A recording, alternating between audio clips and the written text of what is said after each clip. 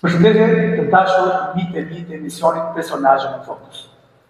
Siç dihet, e shtuna daton me 2 datë simbolike, 7 dhe 8 mars. Pikërisht ne sot kemi zgjedhur të 2 datë, por kemi zgjedhur dhe 2 personazhe.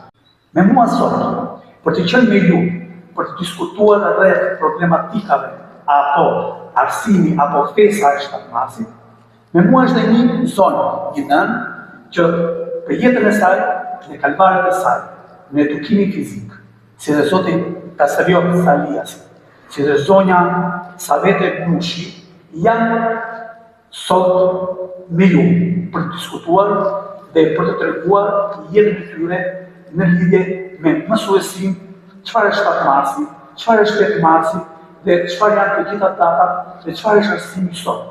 Gjatë këtyre 23 viteve kam kaluar në përduar me qindra për të mos thënë dhe mira në zënës, duke u dhënë atyre dituri për lëndën më të bukur të gjuhës shqipe.